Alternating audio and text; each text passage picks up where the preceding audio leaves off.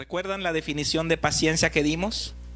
La paciencia es la virtud de entender que las cosas grandes de Dios llevan tiempo, pero que si hacemos las cosas en su momento, aunque parezcan pequeñas, a la larga darán grandes resultados. Amén. Es una definición larga, pero vale la pena aprenderla, porque debemos de darle importancia a lo pequeño. Nadie le da importancia a lo pequeño, a lo insignificante, a lo poco importante. Pero allá te califico, nos diría nuestro Padre. Entonces eso lo aprendimos la semana pasada. Los que no vinieron, escuchen la prédica, ya está en mi canal de YouTube, Pastor Carlos Cruz, active la campanita y le llegarán las notificaciones. ¿Ok? Así que hoy vamos a hablar de el joven que tocó el corazón de Jesús. Es el título que le puse, el joven que tocó el corazón de Jesús. ¿Cuál es el título?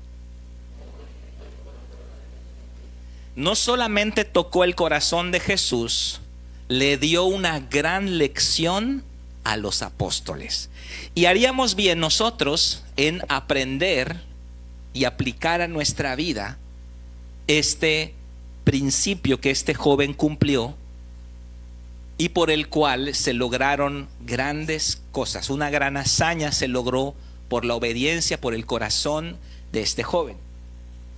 Entonces estamos en Juan capítulo 6, verso 1. Dice: después de esto, Jesús fue al otro lado del mar de Galilea, el de Tiberias, y le seguía gran multitud, porque veían las señales que hacía en los enfermos. Entonces subió Jesús a un monte y se sentó ahí con sus discípulos. Estaba cerca la Pascua, la fiesta de los judíos. Cuando alzó Jesús los ojos y vio que había venido a él gran multitud, dijo a Felipe: ¿de dónde compraremos pan para que coman estos? Pero esto decía para probarle, porque él sabía lo que había de hacer. Felipe le respondió: 200 denarios de pan no bastarán para que cada uno de ellos tomase un poco. Uno de sus discípulos, Andrés, hermano de Simón Pedro, le dijo: aquí está un muchacho que tiene 5 panes de cebada y 2 pececillos. Mas, ¿qué es esto para tantos? Entonces Jesús dijo: hagan recostar a la gente. Y había mucha hierba en aquel lugar, y se recostaron como en número de 5,000 varones. Y tomó Jesús aquellos panes, y habiendo dado gracias, los repartió entre sus discípulos, y los discípulos entre los que estaban recostados, asimismo de los peces cuanto querían. Verso 12. Y cuando se hubieron saciado, dijo a sus discípulos: recojan los pedazos que sobraron, para que no se pierda nada. Recogieron pues y llenaron 12 cestas de pedazos de los 5 panes de cebada que sobraron a los que habían comido. Aquellos hombres entonces, viendo la señal que Jesús había hecho, dijeron: este verdaderamente es el profeta que había de venir al mundo. Pero entendiendo Jesús que iban a venir para apoderarse de él y hacerle rey, volvió a retirarse al monte él solo. Amén. ¿Cuánto creen que cueste una camiseta profesional de básquetbol? De esas profesionales. ¿1,000 pesos? ¿1,500? ¿2,000 pesos? ¿Cuánto costó la camisa que usó Michael Jordan en las finales de la NBA de 1998? $10 millones. ¿Por qué?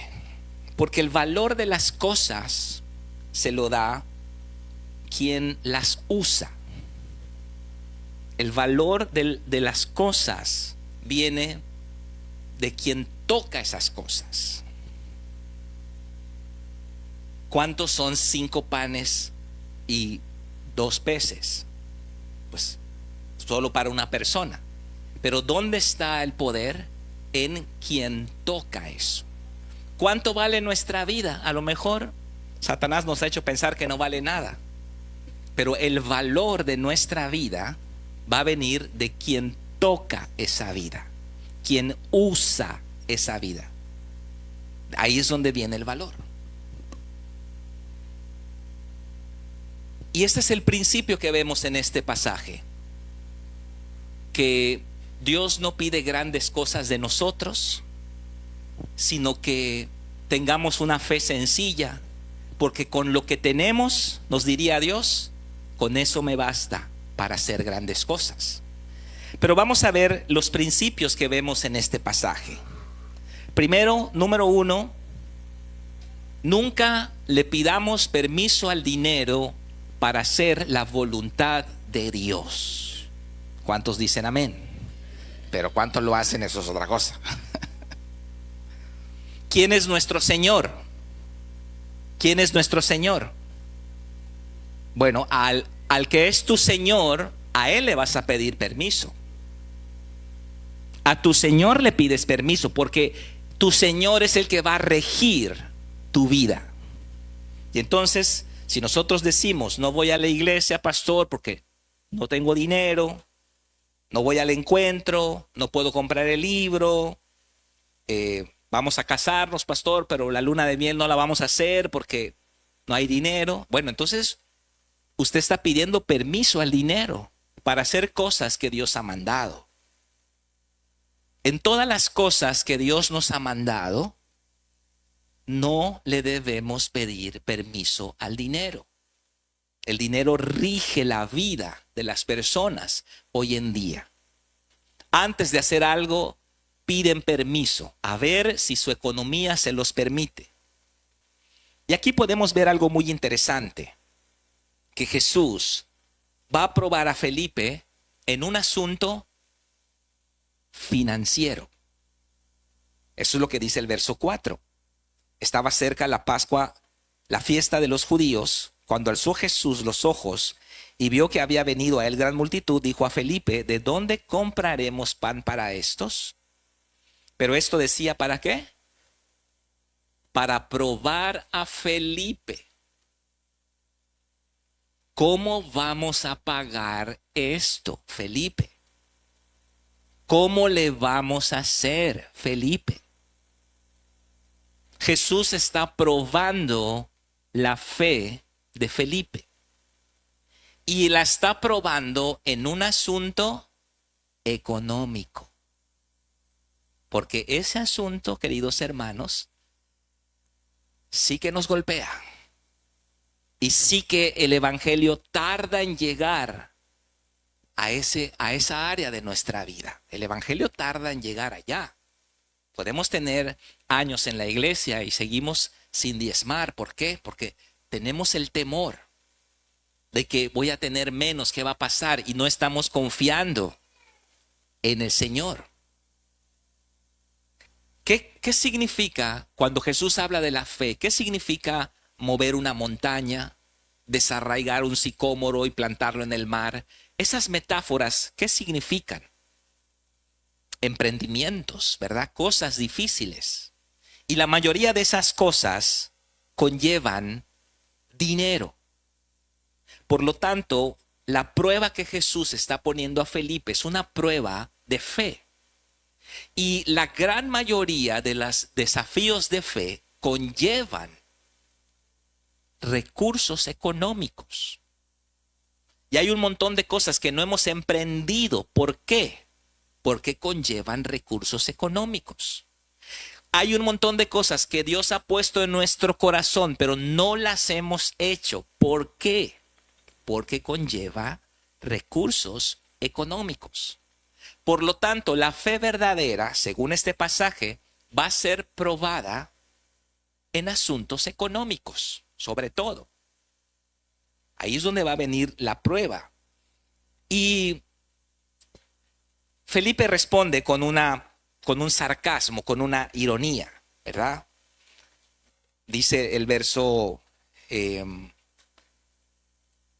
6, dice, bueno, del 5, dice, ¿de dónde compraremos pan para que coman estos? Y el verso 6 dice, pero esto decía, para probarle, porque él sabía qué había de hacer. Felipe le respondió, 200 denarios de pan no bastarán para que cada uno de ellos tomase un poco.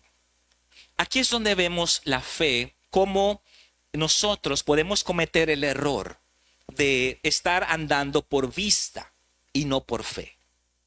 Cuando nosotros no vemos la viabilidad del cumplimiento de una promesa, cuando nosotros no vemos ningún indicio de que Dios pudiera cumplir una promesa en nuestra vida, dice la Biblia que cree en el Señor Jesucristo y serás salvo tú y tu casa. Pero no vemos ningún indicio. Vemos a nuestra familia cada vez peor. Nos habla Dios de que Él abrirá las ventanas de los cielos, derramará bendición, pero seguimos viviendo en una casa rentada y ya nos están sacando y no nos cabe en la mente que pudiéramos tener una casa propia o un vehículo para venir a la iglesia. Ese tipo de cosas que conllevan economía.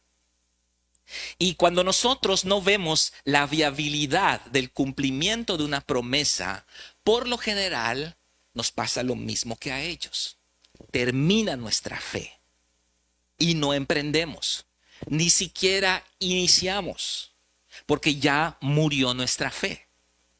¿Estás orando por un vehículo, querido joven soltero? No, pastor. ¿Por qué no estás orando? Porque gano 1,500 a la semana. Entonces, ¿qué es lo que está diciendo esta persona? Está diciendo, como no veo la viabilidad del cumplimiento de una promesa, pues ni siquiera oro. Pero la fe no funciona así. La fe funciona creyendo lo que no podemos ver, creyendo promesas del Señor y actuando en esa fe. Entonces, cuando Felipe dice 200 denarios no son suficientes, ¿qué está diciendo? Un denario era una moneda de plata en aquellos tiempos.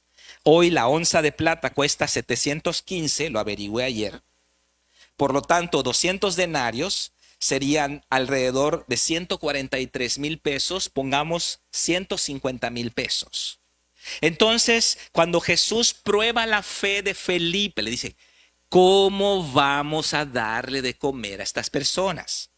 ¿Cómo vamos a pagarlo? Felipe responde con un sarcasmo.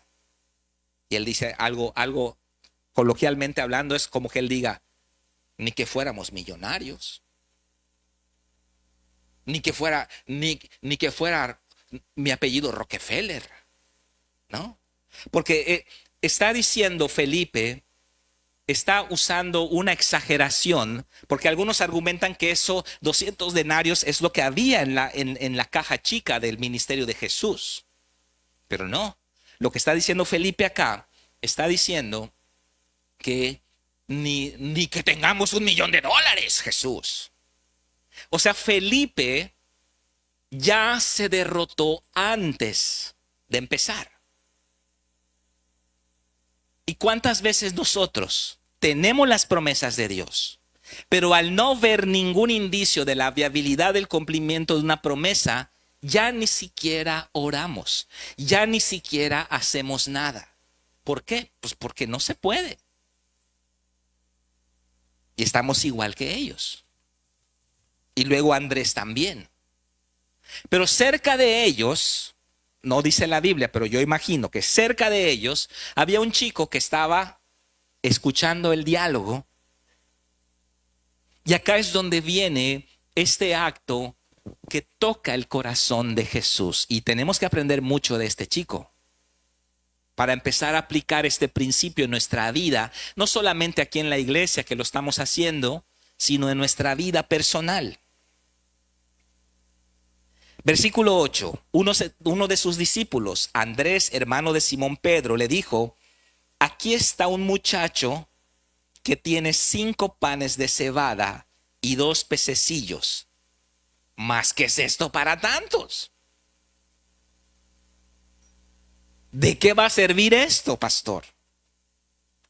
Aquí yo imagino a este chico escuchando el problema.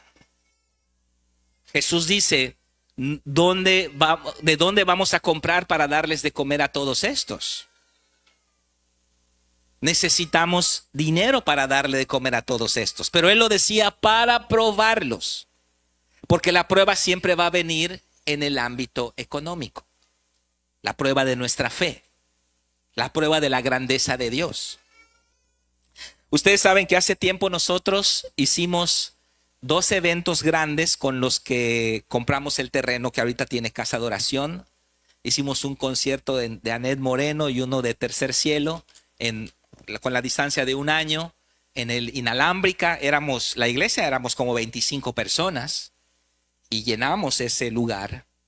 Y fue una obra de Dios 100%, pero nos costó mucho trabajo, ¿no? Y yo cuando terminó el concierto de Tercer Cielo, yo dije, ya no voy a seguir haciendo conciertos porque es demasiado trabajo, demasiada presión, y Dios no me llamó a eso, así que entonces solo tuvimos el dinero para comprar el terreno y ya lo compramos. Pero tiempo después, un muchacho se me acercó y él me dijo, pastor, fíjese que hay un grupo que hay que traerlo, porque él vio lo que había pasado.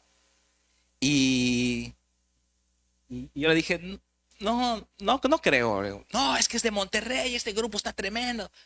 Y escuche la música, me vio la música y todo, y bueno, no. Y entonces me dice así, ¿no tiene fe? Me dice así. Y yo me sentí el Don Ramón así como... Y le dije así, mira, vamos a hacer algo. Vamos a traerlos.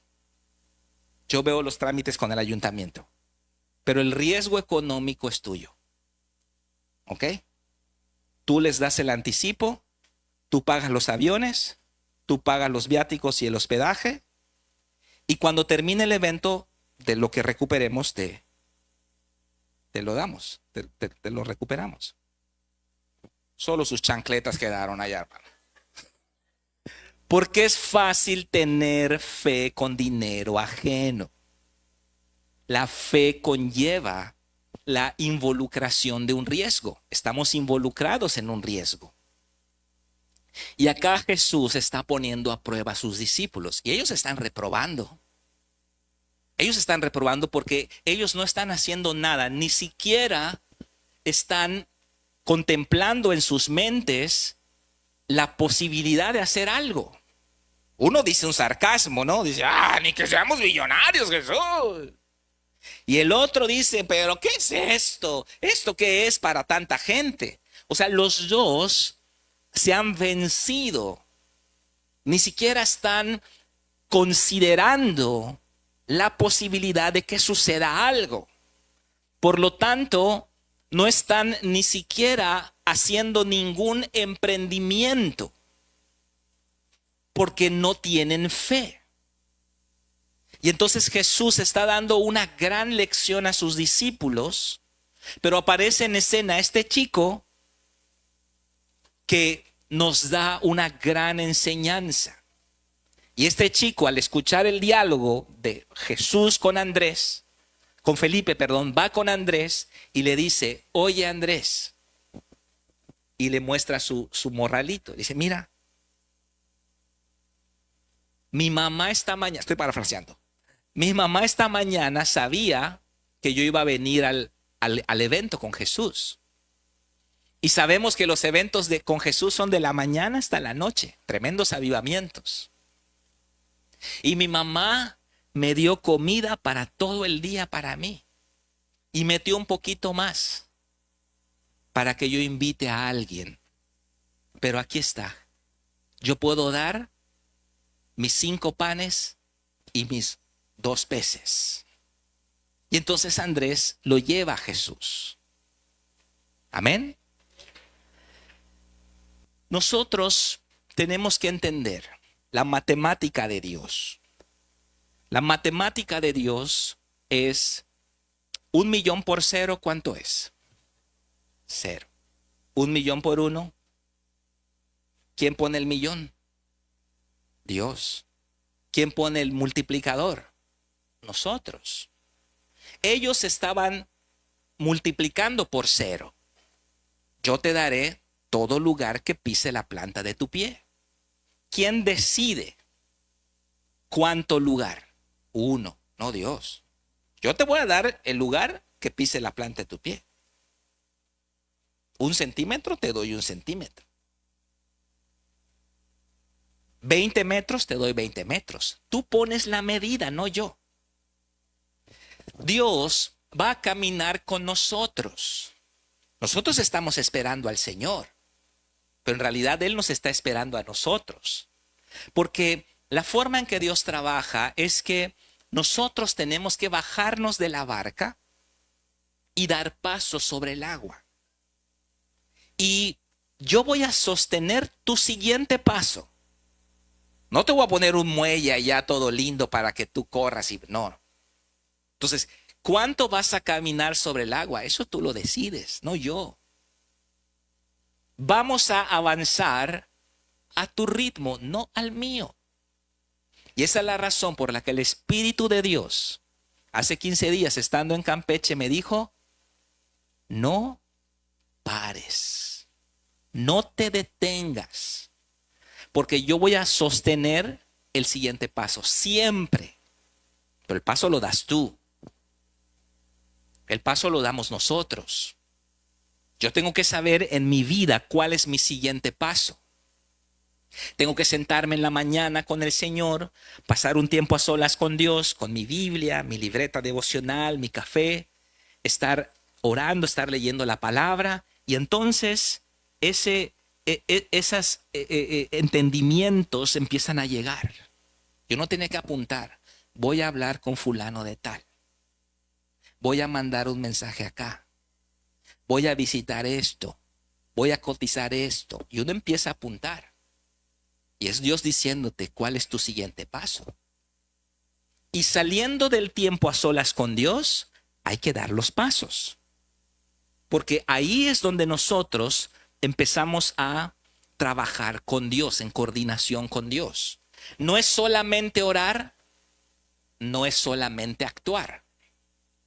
El que solamente ora tiene a su disposición el reino. Pero ¿cuánto es 1,000,000 por cero? Cero. El que solamente ora y no actúa, no va a ver el cumplimiento de la promesa. Tiene fe, pero no paciencia. Y las promesas se alcanzan con fe y paciencia. Ahora, está el otro que no ora, pero actúa. Se va a equivocar muchas veces. El que no ora y actúa, pues está yendo en su propia opinión, está fluyendo en sus propias ideas, se va a equivocar, va a perder tiempo, y porque a veces va a hacer muchas cosas que van a salir mal. Pues tenemos que tener las dos, orar y actuar. Es lo que llamamos la oración, orar y actuar. Tenemos que actuar según nuestra capacidad. Dios no necesita una gran fe. Dios necesita una fe simple, una fe sencilla. No necesitamos una fe sofisticada. No necesitamos una gran fe. ¿Qué necesitamos? A un gran Dios. Eso necesitamos. Porque muchos se confunden y creen que la fe mueve montañas. Ellos dicen, oh, la fe mueve. No, la fe no mueve montañas. Dios mueve las montañas. La fe es lo que nos conecta con su reino para que Él intervenga en nuestra vida. Pero siempre hay algo que hacer. La fe no es pasiva. La fe no es un concepto teológico en la cabeza. La fe no es una teoría religiosa. Siempre hay algo que hacer. Y siempre tenemos que hacer algo, aunque sea pequeño, pero en suma van a haber grandes resultados. La vez cuando prediqué este mensaje hace como 3 años, yo dije, vayan a buscar su casa. ¿Y quiénes fueron a buscar su casa? Fue Fidel, fue Edgar y Anita. Pues ellos tienen su casa, los demás no fueron. Los que fueron a buscar su casa también Conchi y Ángel, ¿verdad? Los que fueron a buscar su casa ya la tienen. Porque la bendición ahí está. Y entonces yo le decía a ellos, vayan a Sadasi, vayan a las constructoras. Ay, pero no tenemos dinero. Pero ellos no lo saben. Tú llegas y a ver, ¿cuánto cuesta esto? Yo checo. Ellos no saben que tú no tienes un clavo en la bolsa. Pero ya ven cómo nos autodescalificamos antes de tiempo y ya no emprendemos, porque ya nos descalificamos a nosotros mismos como Andrés y como Felipe. Y no autodescalificarnos antes de tiempo. Ni siquiera lo has considerado. Tengo que hacer ese viaje. Bueno, no se puede. Donald Trump no nos va a dar la visa. Bueno, ni siquiera has ido. No lo has considerado. 1,000,000 por 0 es 0. Entonces dice, ¿cómo te voy a ayudar? Dice Dios. Pues si ni siquiera das el primer paso, aunque sea pequeño. Yo siempre le he dicho a los jóvenes, empieza a orar por un auto. Averigua. Y cómprate el llavero, cómprate el perfume y tenlo allá. Eso sí lo puedes hacer. Ahorita no puedes comprar un auto, pero sí puedes comprar un llaverito. Eso sí lo puedes comprar. Haz lo que tú puedes. Haz tu parte para que Dios haga la suya. Amén. Vayan a comprar su llavero ahorita todos, ¿no? Para que tengan su auto. Amén. ¿Qué significan los 5 panes y los 2 peces? Significa nuestro esfuerzo. Significa nuestra capacidad. 5 panes y 2 peces no es nada matemáticamente hablando para alimentar a una multitud. Pero este joven tenía en su corazón ayudar. Tenía en su corazón el dar. 5 panes y 2 peces no es nada para una multitud, pero lo era todo para este chico. 5 panes y 2 peces representa algo que para nosotros es grande. Es un esfuerzo. Yo veo, pastor, que algunos hermanos dan 10,000, 15,000 y yo no puedo dar eso, pero para mí dar 500 es algo grande. Esos son 5 panes y 2 peces. Algo que representa para ti un esfuerzo, pero se lo estás dando a Dios. Y esto es lo que impactó a Jesús. No se trata de lo que tienes, sino de a quién se lo damos. Por eso es importante que nuestra casa se la demos al Señor, nuestro matrimonio, nuestros hijos. Porque es en manos del Maestro que va a adquirir el valor nuestra vida. Es como esa historia de aquella subasta donde estaban subastando artículos viejos y el subastador levanta un violín totalmente feo, raspado, sucio. Las cuerdas estaban mal y entonces él dice, ¿quién quiere este violín? Y la gente decía, nadie quiere esa cosa, está toda fea, está rayada, está empolvada. Y entonces decía, $1. Primero empezó $5, nadie. $3, nadie. $2, $1, nadie. Y entonces en la parte de atrás del salón se acercó un anciano y tomó el violín del subastador, con su trapo lo limpió un poquito, afinó las cuerdas y empezó a tocar una hermosa melodía. La gente quedó paralizada de esa atmósfera que se formó por la ejecución perfecta de este hombre con el violín. Incluso lágrimas empezaron a salir de las personas. Y luego el hombre regresó al subastador. El subastador miró el violín y dijo, ¿qué pasó? Y uno levanta la mano. $100, $500, $1,000. ¿Qué cambió? La mano del Maestro le da valor a las cosas. No pienses que es pequeño lo que tienes para dar. Si para ti representa un esfuerzo, si para ti es algo grande, si para ti es algo valioso, cuenta para Dios. Nunca le des tus obras al Señor. Este chico no le estaba dando lo que le sobraba. Una aleta fea ahí le voy a dar. Todo el shish de migajas, eso le voy a dar. No, él estaba dando lo que era para él, lo que representaba un costo para él. Y eso es lo que Dios utiliza para hacer grandes cosas. Y me impacta la fe de Jesús. La fe de este chico hermosa, pero la fe de Jesús es impactante. Versículo 10. Entonces Jesús dijo: hagan recostar la gente. Y había mucha hierba en aquel lugar, y se recostaron como en número de 5,000 varones.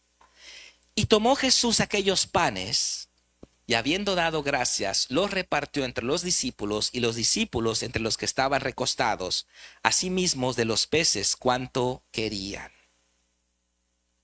Miren la hermosa fe de Jesús. Jesús bendijo lo poco que tenía. Jesús dio gracias por eso pequeño, cuando todavía era pequeño. Jesús alabó a Dios por lo que Andrés y Felipe consideraron insignificante y sin valor. Jesús le dio gracias a Dios por esas cosas pequeñas que estaban en sus manos. Aprende a bendecir lo poco que tienes. Aprende a darle gracias por las cosas insignificantes. Bendice a Dios por lo que otros menosprecian. Celebra, alaba al Señor por aquellas cosas que tienes, pero que otros consideran de poco valor. 5 panes y 2 peces es la semilla de mostaza que necesita Dios para mover montañas. Dios va a bendecir tu esfuerzo. Dios va a bendecir lo que tienes en este momento. La casa que tienes, el vehículo que tienes, el matrimonio que tienes, lo que tienes en el estado en el que lo tienes, Dios lo va a bendecir si tú le alabas por eso que tienes. Pero si tú te quejas, imagínate a Jesús: no, que son 5 panes y 2 peces, llévatelos para allá. No es posible, nadie de ustedes da nada, mira cómo estamos, tengo hambre. Imagínense que Jesús haya hecho eso. Y eso es lo que hacemos nosotros.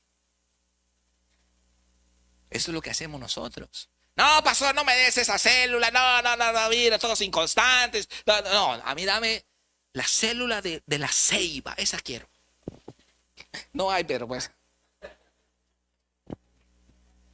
No menospreciemos lo pequeño. No menospreciemos, como dice el apóstol Santiago, al hermano que aparenta ser de baja condición. Sino valoremos esas cosas. Dios va a bendecir la obra de nuestras manos, pero tenemos que aprender el principio de la fe sencilla como la de este chico. Aunque no veamos la viabilidad del cumplimiento de una promesa, tenemos que actuar con una fe simple, con una fe sencilla. Hay que hacer algo, aunque sea pequeño, pero hay que hacer algo que represente un costo para nosotros. 5 panes y 2 peces va a llevar esfuerzo. Pero al mismo tiempo hay que aprender a alabar a Dios, a bendecir a Dios en nuestras circunstancias. ¿Y cuál fue el resultado de esta fe simple? Yo creo que los apóstoles, se llevaron una gran lección esa tarde, ¿no? Qué pena, qué vergüenza. Yo estaba diciendo todos mis sarcasmos y Andrés y Felipe decían: no, yo dije que no se iba a poder. Y mira, este chico nos dio una gran lección a todos. Porque una fe sencilla, 5 panes y 2 peces en las manos de Jesús pueden alimentar una multitud. Y el resultado fue que todos comieron. Verso 12. Y cuando se hubieron saciado, dijo a sus discípulos: recojan los pedazos que sobraron. ¡Wow! ¡Wow! Para que no se pierda nada. Recogieron pues y llenaron 12 cestas de pedazos que de los 5 panes de cebada sobraron a los que habían comido. Aquellos hombres entonces, viendo la señal que Jesús había hecho, dijeron: este verdaderamente es el profeta que había de venir al mundo.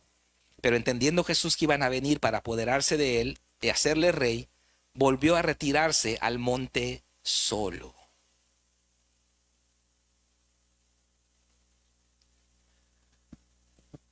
Siguiendo la línea del tema pasado, entendiendo este principio espiritual de no parar, hay que hacer algo en lo físico. Vamos a ir a tu ritmo, nos dice Dios. Ustedes van a poner el ritmo, no yo. Yo voy a respaldar cada paso que ustedes den. Cuando tú des el paso, antes que tu pie toque el agua, yo voy a poner la fuerza para que tu pie se sostenga. Pero tienes que dar el paso. Cuando tú des el siguiente paso, antes que tu pie toque el agua, voy a poner la fuerza para que tu pie se sostenga. Pero tú tienes que dar el paso. ¿Quién decide hasta dónde llegamos? Nosotros, no Dios. Nosotros. Y si nosotros, esto aplicándolo ahora a la iglesia, claro, lo podemos aplicar en nuestra vida, en todo lo que hacemos, pero aplicándolo a la iglesia, Dios nos está llamando, hermanos, a trabajar con nuestras manos y a trabajar con nuestros recursos. No es la voluntad de Dios que la iglesia incurra en deuda. No es de Dios la deuda. No es la voluntad de Dios que la iglesia la sostenga el gobierno, porque entonces estaríamos en deuda con ellos y tendríamos que predicar siempre en línea con ellos. No es la voluntad de Dios que nadie nos haga nada. La voluntad de Dios, como en el caso de los israelitas, vimos la semana pasada, ellos lo hicieron y nosotros lo vamos a hacer, porque es un proyecto divino, porque es nuestra identidad espiritual corporativa y porque es de nosotros. Es donde nuestros hijos van a conocer el camino de Dios, donde nuestros jóvenes se van a conocer a su pareja. Amén, gloria a Dios. Amén, gloria a Dios, aleluya, santo. Gloria, aleluya. Donde nuestros matrimonios se van a consolidar y donde todos vamos a encontrar nuestro lugar en el cuerpo de Cristo. Así que no hay una inversión más fuerte y más importante que aquella que se hace en el reino de Dios. Amén. Vamos a dar un aplauso a nuestro Padre Celestial y vamos a ponernos de pie.